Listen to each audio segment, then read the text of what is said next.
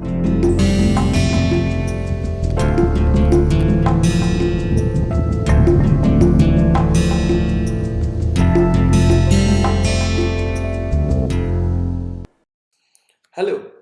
welcome to another lecture of Introduction to Astrophysical Fluids.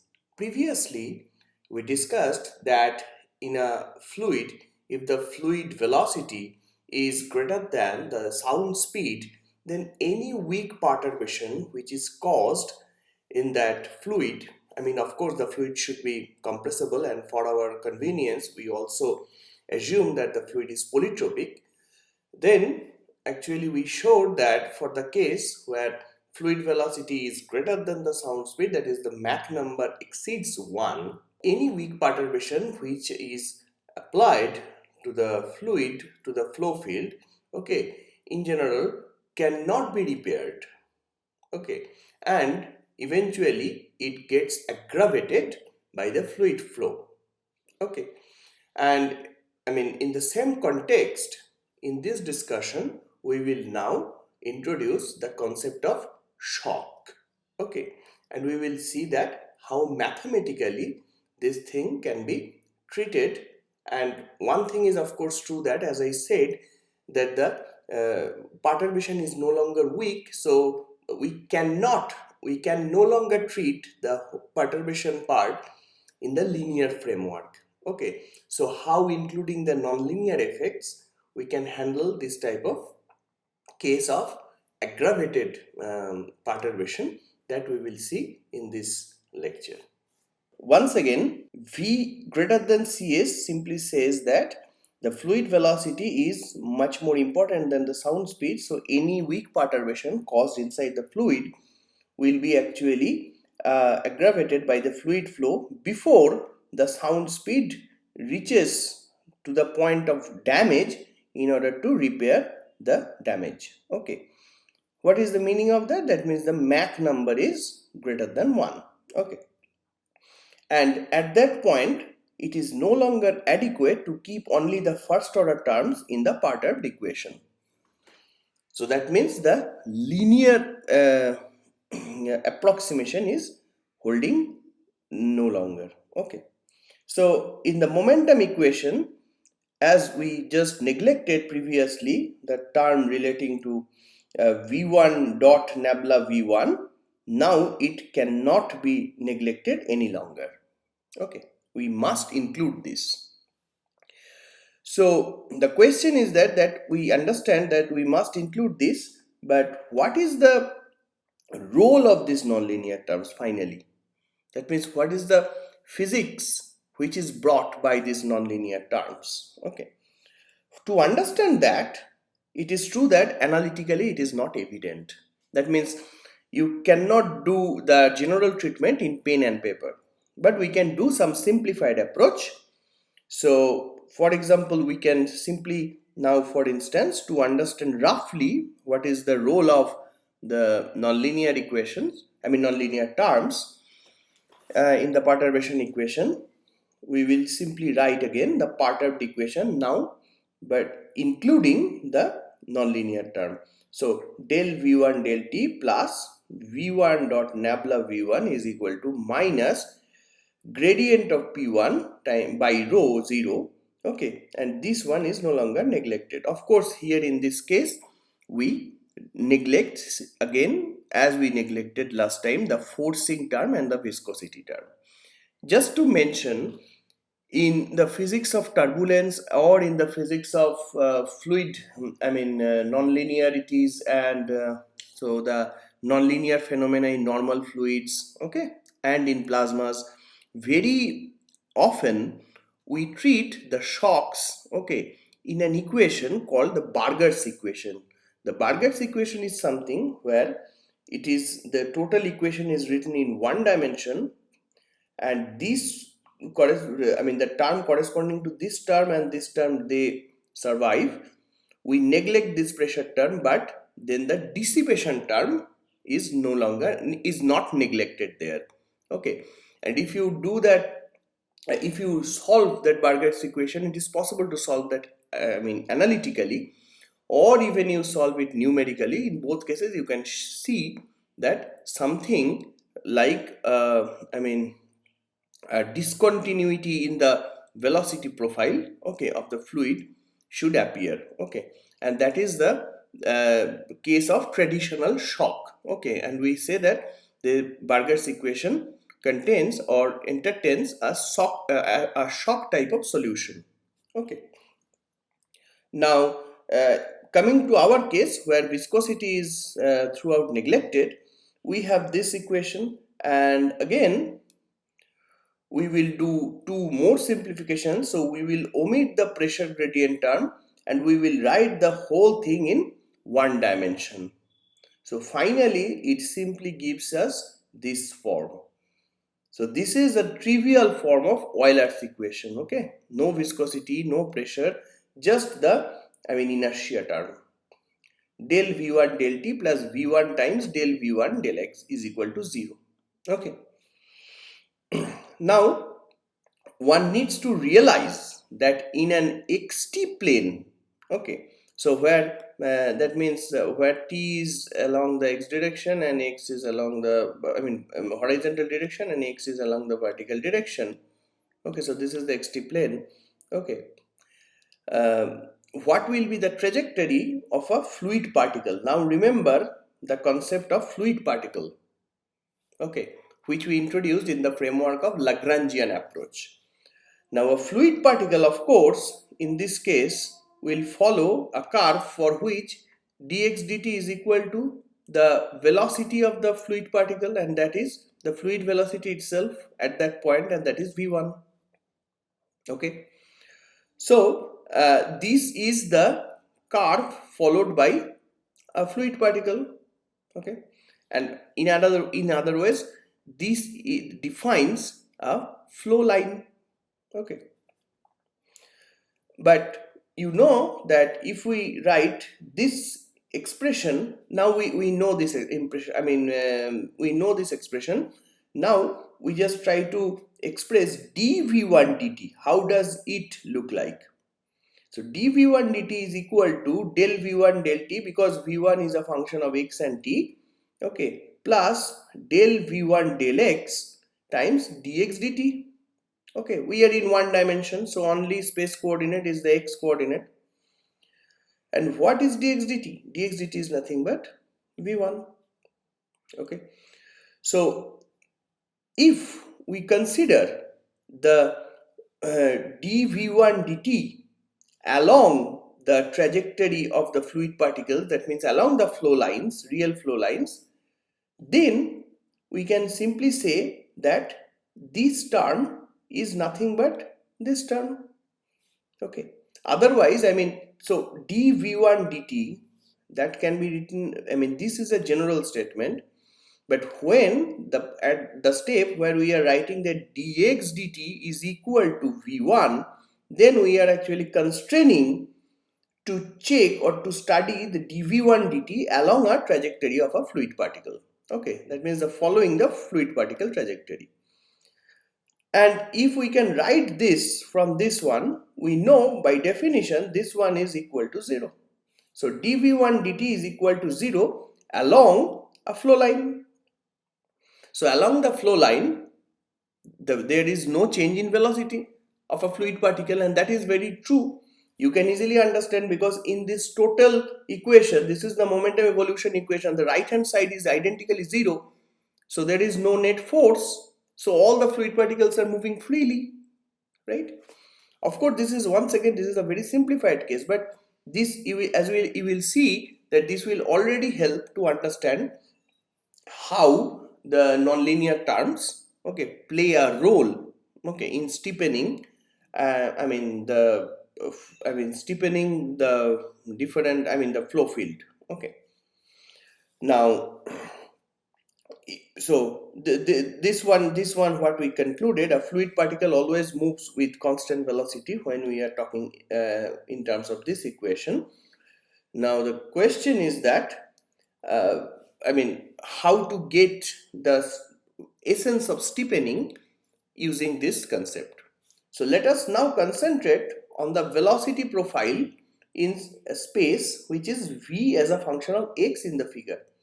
Now remember, there is only one space coordinate and only one velocity coordinate in the problem, because this is one deep flow. Okay.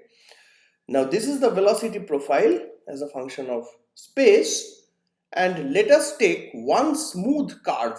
Okay, let's say some sinusoidal type of curve, and two fluid particles on it at P and Q. Okay, P and Q. This is taken.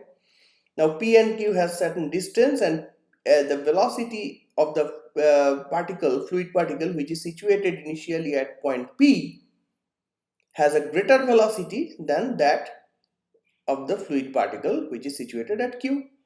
Now since it has the greater velocity, then it will traverse a greater distance in some given time. So after some given time, P comes to P prime, so it traverses a greater distance, but the fluid particle which was at Q having a smaller velocity, it cannot go equal amount of distance, so it can go a distance which is smaller with in compared to in compared with the distance traversed by the fluid particle which was initially at P, and their new positions are given by P prime and Q prime respectively. Okay, so you see, as a result, what happens that their distances decreases. So now the two fluid particles, they are situated at P prime and Q prime, so they are coming closer. But the problem is that, and this is exactly what it is written. So, okay, so I'm just try to concentrate on the figure now. So now the important thing is that, as we have just shown, that V is for a fluid particle during its trajectory, along its trajectory, V will be unchanged. So V at P and V at P prime will be the same.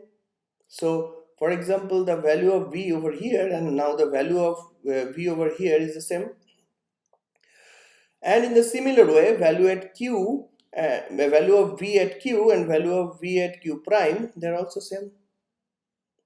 Okay, so you see that these two things and what happens then, that this velocity discrepancy are now constrained in a shorter region in space. And what is the meaning of that? That means for example, this wave type of shape gets steepened like that, and it will continue steepening until you have something totally perpendicular. Okay, and this is the traditional picture of a shock. Okay, so this is known as the steepening of the wave front. Okay, and actually it is possible that for any smooth velocity field. But of course, we have to understand that this is not the whole picture. Okay, for obtaining the true picture, one can go back to the original equation. That means, again, considering this pressure term, and actually you can consider the dissipation term, you have to go to more than one dimension, and then you have to treat the problem numerically. Okay, then also people have done this. Okay, for example, people who work in the domain of turbulence, okay, let's say compressible turbulence, astrophysical turbulence, supersonic turbulence, okay, they actually see very evidently that shock fronts appear. Okay, so that means the steepening, very localized steepened wave fronts. Okay, steepen this type of things. Okay, how to say that, a very steep a very steep velocity profile basically. Okay, that appears. Okay, if you see the spatial profile of the velocity. Okay, so that is something, a generalization of a traditional shock. So traditional shock, this is actually always discussed in one dimension. In three dimension, that is a generalized shock. Okay, now it is observed that usually for fluid flows with Mach number greater than 1, the velocity field is no longer continuous. That's why that's what I just mentioned. Okay, and mathematical discontinuities appear. Now, in 1D, this is possible to treat analytically, and so this type of discontinuities we call them shocks. Okay, so once again, the concept of shock is not constrained in one dimension, but as far as we are talking about the analytical approach for shocks, okay, very frequently we talk in one dimension. So now we have to define. So so once again, shock is nothing but a steepened wavefront or a steepened velocity profile, basically, let's say like that, velocity profile due to the nonlinear effect. Okay. Now we have to define somehow formally what a shock is. So a shock is a region of small thickness over which the fluid variables, let's say rho, v, and p, okay, change very rapidly, okay, across this surface. Okay, so if you want, so for example, here the velocity and here the velocity, here the density, here the density, here the pressure, here the pressure, they are finitely apart from each other. Okay, now mathematically this type of case can be handled using a jump condition, okay, across a discontinuity. I hope you are aware of this type of jump across a discontinuity.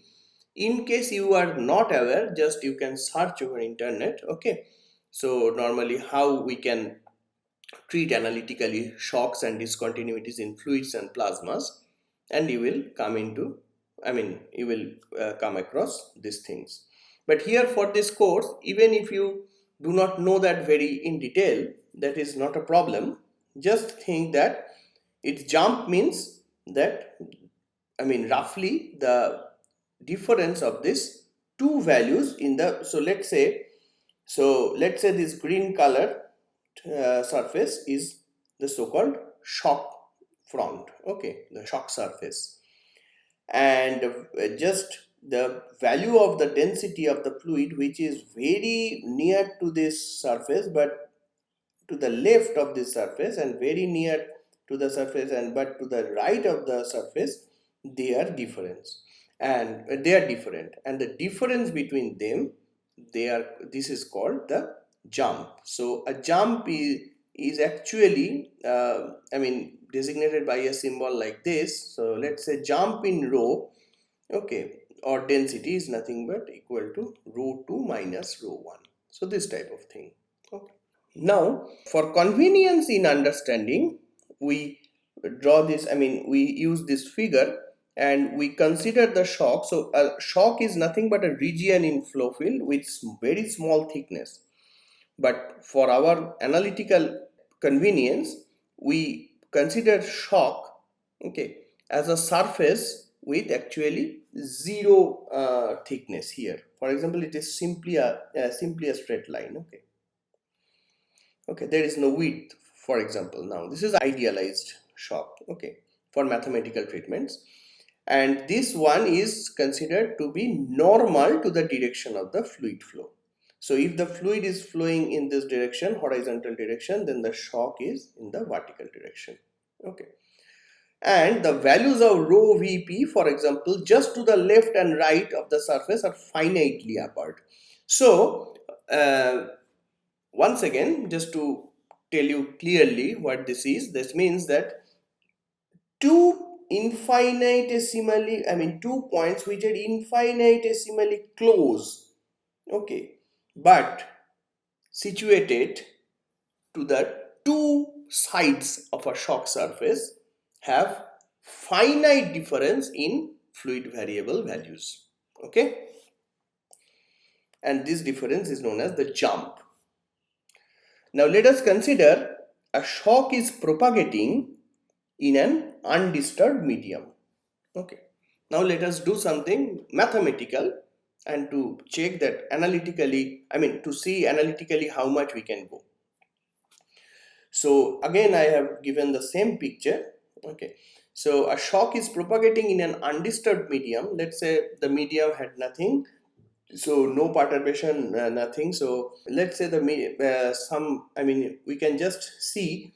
So someone is in the frame of the undisturbed medium, okay, and let's say some fluid, and we see that the shock basically moves with minus v1 velocity. So let's say we see that this surface of discontinuity perpendicular to the fluid flow propagates, okay, along this negative direction with a velocity v1.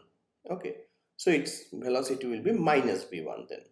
Okay, if the original v1 is in this direction. Okay, now from the if this is the case, we can see from the frame of the frame of the undisturbed medium. So for in the frame of the undisturbed medium, we can see the medium is at rest. Okay, it is the discontinuity, it is the surface of discontinuity which is moving in this direction. Now we have to think that we place ourselves on the shock. That means we are now here, okay, in the frame of the shock. Then what we will see? We will see that the fluid, okay, so the person will see that the fluid which is in front of the person, so this is the fluid which is in front of the person, and that is the front part of the shock, and this is the back part of the shock. So for the person who is sitting on the shock, we'll see the fluid here is coming towards him or her, okay, with velocity v1, density rho1, pressure p1. Of course, when we are talking about these values, ideally, okay, so they are actually meaning that then the values of this, so they are just the general quantities, okay, but their values can change from every point in this fluid. Okay, so but in general, what I am saying that in general, what I am saying that these are general names of those variables in this part of the in the front part of the shock, and the general symbols for the rho, p and v for the back part of the shock is known as, they are known as rho 2, p2 and v2. Okay, of course, as I said that for the fluid which is very close to this shock front, and but being inside the front part of the shock, and which is in the back part of the shock, okay, they have a finite difference in values, although they are very close.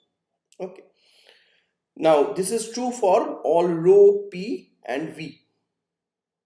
Okay, now it is also true that in the rest frame of the shock, then what we will see that the front part fluid is coming in this direction with velocity v1, and the back part of the fluid is going farther from the shock surface, okay, with a velocity v2. You can simply imagine that. Okay, and then it can be shown by the virtue of all three basic equations of hydrodynamics, that is the continuity equation, the momentum evolution equation, and the internal energy evolution equation. One can actually show that at steady state, if we consider that the shock is the whole system, the flow is steady, okay, if it is not steady, then these conditions are no longer true, but at steady state these three conditions are true. That means although rho, p and v, they have jumps across the surface of shock, there are some quantities which are continuous across the shocks. One is the rho v, that is rho 1 v1 will be equal to rho 2 v2. So although rho 1 is not equal to rho 2 v1 is not equal to v2, but their products will be the same. Again, p1 is not equal to p2, but p1 plus rho 1 v1 square is equal to p2 plus rho 2 v2 square. This is the equality. And finally, although we know that V1 is not equal to V2, P1 is not equal to P2, rho 1 is not equal to rho 2, but finally half V1 square plus gamma P1 by gamma minus 1 rho 1 is equal to half V2 square plus gamma P2 by gamma minus 1 rho 2. This is another equality. So this term and this term, these three quantities, okay, they are continuous. And these conditions are known as Rankine-Hugoniot conditions, RH conditions. Okay. But my question to you is that like completely recognize these quantities? So these quantities are nothing but the quantities which appear. Now you remember when we discussed about the conservative form. These quantities appear. Okay, so as I said that for a conservative form, the density, the del t of the density of some quantity plus a quantity, if that is equal to, so del t, so rho is the density of some quantity, is equal to, somehow you can show that plus or minus divergence of some divergence of some flux, okay, flux term. Then you can show the conservation for the quantity rho d tau. Okay, that means in volume this quantity is conserved in time. Okay, if you integrate this rho in the volume, then this quantity is a constant of motion. So these quantities are nothing but those quantities which appear inside the divergence. And what are they? So this is known as mass flux, right, or mass current, as I said. This one is nothing but momentum flux, you remember, and this one should be the energy flux. Okay, so this term comes due to the polytropic term. Okay, and this term is called the enthalpic contribution. Okay, maybe you can relate it to your knowledge of thermodynamics. Okay, so these three things are continuous. Rho v, p plus rho v square, and half v square plus gamma p1 by gamma minus 1 rho 1. Okay,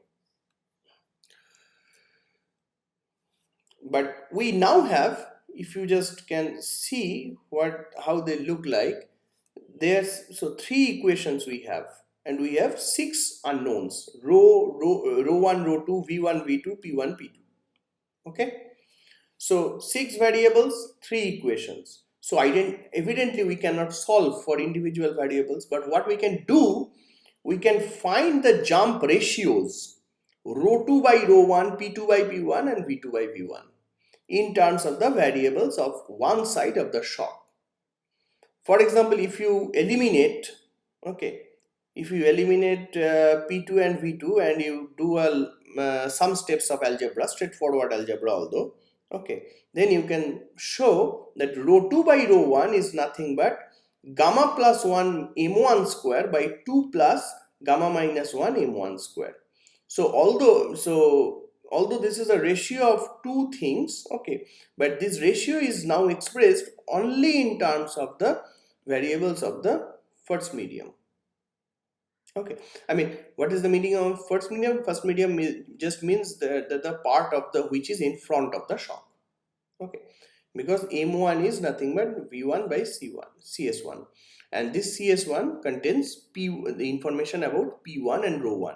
Okay, because this is a polytropic medium. Okay, and we also assume that for the both sides of the shock, which is completely intuitive, that their polytropic index is actually same because they are the same fluid.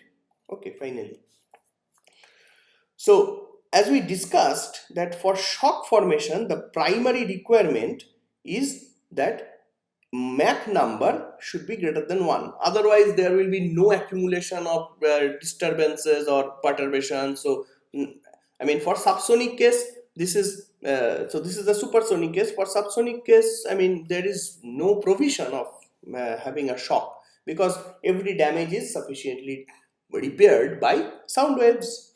Okay. Now alternatively, in this, from this equation we can write rho2 by rho1 is equal to, just by dividing both sides, I mean numerator and the denominator by m1 square, you can write this is equal to gamma plus 1 by 2 by m1 square plus gamma minus 1.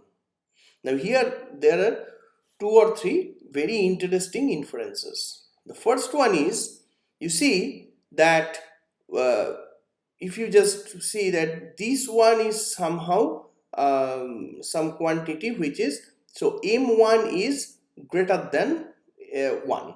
Okay, m1 is in general greater than 1. Okay. Now if m1 is greater than 1, so this is true that, I mean, you can easily see that as m1, okay, so I mean it doesn't have to be m1 increase, but if m1 is greater than 1, one simple thing you can see that m1 can go to some values, I mean let's say large enough values like infinity.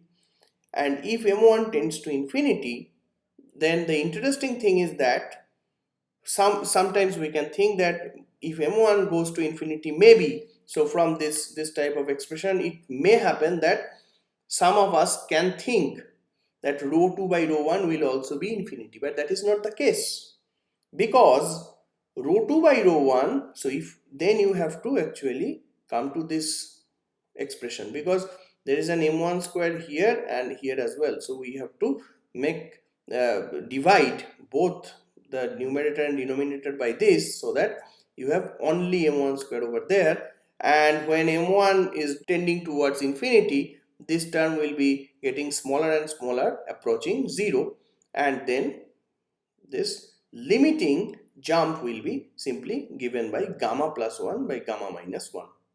So this is finite. So now if you have some monoatomic gases for which gamma is and we are considering the system is, I mean the total flow field is now in an, I mean following an adiabatic process. Okay, and then what is gamma? Gamma is 5 by 3. Okay, so gamma is 5 by 3. It simply says that, so gamma plus 1 will be 5 by 3 plus 1, and gamma minus 1 will be 5 by 3 minus 1. Or how much it is? This is 8 by 2, which will be 4. Okay, so this will be a factor of 4. Now there is another thing. If m1 increases, this term will decrease, and if this term will decrease, the whole fraction will increase. So with m1, this jump is also increased. Now you see that is that is also another important point. It is easy to see that for m1 greater than 1, rho2 by rho1 is actually greater than 1. Why is that? If m1 is greater than 1, okay, if m1 is greater than 1, then rho2 by rho1 is so if m1 is greater than 1, so actually one can show that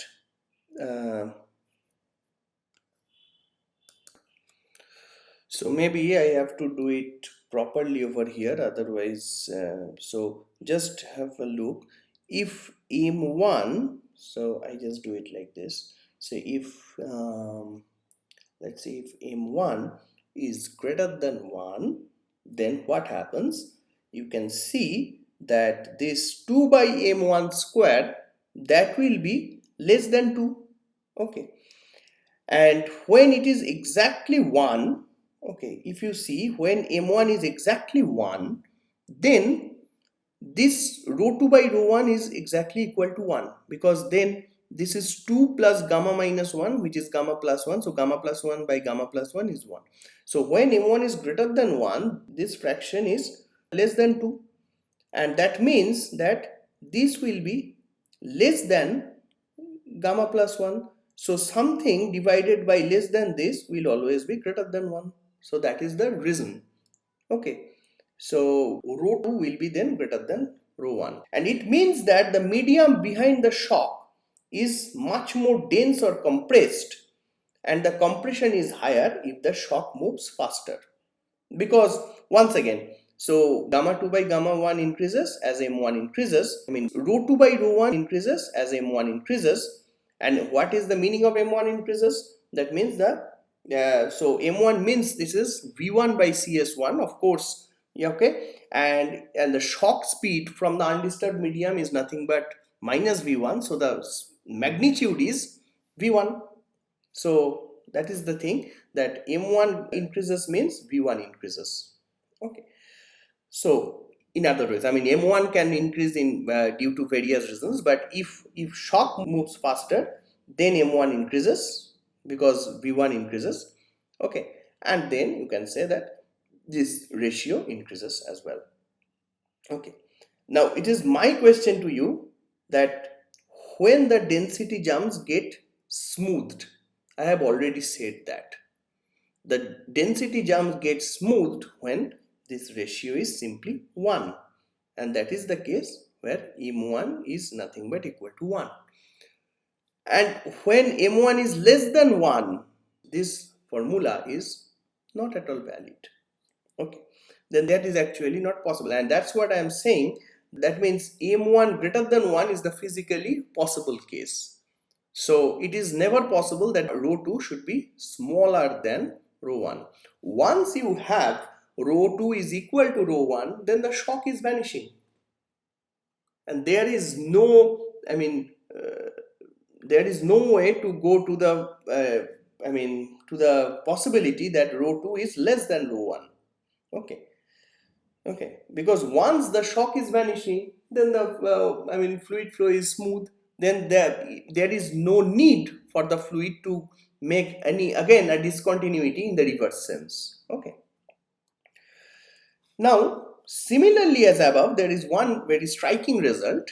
Similarly as above, by eliminating rho2 and v2, okay, from Rankine-Hugoniot conditions, one can obtain P2 by P1 is equal to 2 times gamma m1 square minus gamma minus 1 by gamma plus 1. This exercise, to show this result and this result, these two, are a bit cumbersome, and I somehow suggest you to do at least try at home. I will send you the calculations later, but before that, try at home. Okay, these are very, two elegant exercises. But if you do that, now you see that when m1 tends to infinity, what happens to p1 by p2? I am extremely sorry. What happens to p2 by p1? Sorry. What happens to p2 by p1? Now you can see that m1 tends to infinity simply says that this ratio will go to infinity. Whereas for infinite Mach number, whereas the density jumps, have a finite value, the pressure jumps becomes infinity. Why? Please think at that point, what is happening? Why pressure jump is infinity? Okay, and what is the meaning of that? Okay, now for our case, for our astrophysical fluid context, it is much more important, rather than deriving all these conditions and it is much more important to apply these conditions, this condition type of thing. Okay, and also you will see that to apply this type of things, okay, for analyzing different interesting astrophysical phenomena. And in the scope of our course, one such phenomena we will discuss in the next lecture, that will be the analysis of the spherical blast waves which are observed during the explosion of very much energetic supernova. Okay, because you will see that the shocks and discontinuities will be very much prominent there. Okay, and we have to, so even by this very simplified one-dimensional analysis, so these are all done using one-dimensional analysis. Okay, even using this one-dimensional elementary analysis, you can have very interesting result and very interesting analytical advancement in explaining the splendid phenomena of supernova explosion. Okay, so that I will do in the next session. Okay, thank you very much.